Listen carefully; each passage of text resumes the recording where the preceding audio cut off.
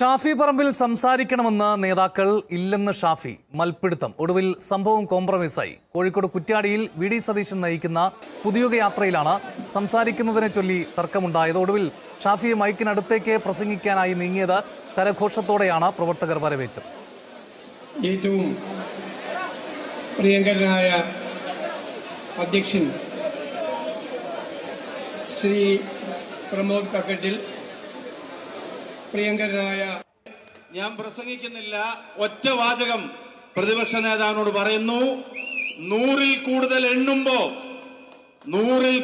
എണ്ണുമ്പോ കുറ്റ്യാടി എണ്ണിക്കോളൂ എന്ന് ഈ വേദിയിൽ പറയുന്നു. അഭിവാദ്യങ്ങൾ. ജാഥ ക്യാപ്റ്റൻ പ്രിയപ്പെട്ട വി.ഡി. സതീശൻ നിങ്ങളോട് സംസാരിക്കുന്നതിന് വേണ്ടി അദ്ദേഹത്തെ സവിനയം ക്ഷണിക്കുന്നു.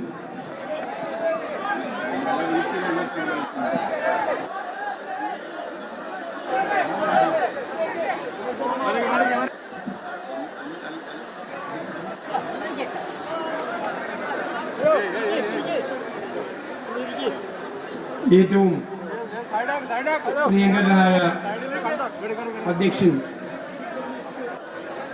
ശ്രീ പ്രമോദ് കക്കട്ടിൽ, പ്രിയങ്കരനായ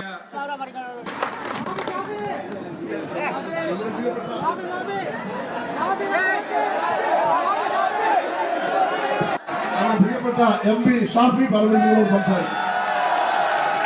പ്രിയപ്പെട്ടവരെ, ഞാൻ പ്രസംഗിക്കുന്നില്ല, ഒറ്റ വാചകം പ്രതിപക്ഷ നേതാവിനോട് പറയുന്നു.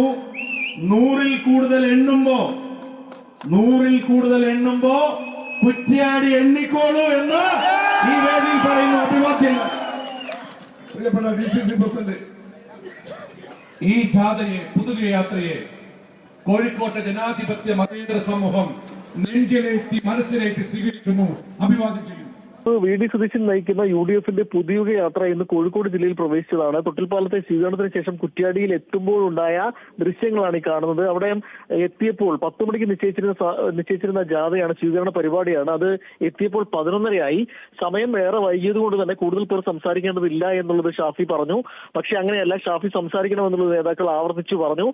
ഒടുവിൽ ആ നിർബന്ധത്തിന് വഴങ്ങിയാണ് ഷാഫി സംസാരിക്കാൻ തയ്യാറായത്. ഷാഫി അത്ര ഇഷ്ടത്തോടു കൂടിയല്ല സംസാരിക്കാൻ തയ്യാറായത്. കാരണം കൂടുതൽ നേതാക്കളുണ്ട്, അവർ സംസാരിക്കട്ടെ, അവർക്ക് സമയം അനുവദിക്കാം എന്നുള്ള നിലപാടായിരുന്നു ഷാഫി അവിടെ സ്വീകരിച്ചത്. പക്ഷേ നേതാക്കൾ നിർബന്ധിച്ചപ്പോൾ ഷാഫിയോടെ സംസാരിക്കുകയും ഒറ്റ വരിയിൽ പ്രസംഗം അവസാനിപ്പിക്കുകയുമായിരുന്നു. അതിനുശേഷവും ഷാഫി അക്കാര്യത്തിൽ അഭിപ്രായ വ്യത്യാസം പറയുന്നുണ്ടായിരുന്നു. താൻ സംസാരിക്കേണ്ടതില്ല എന്നുള്ള കാര്യം പറയുന്നുണ്ടായിരുന്നു.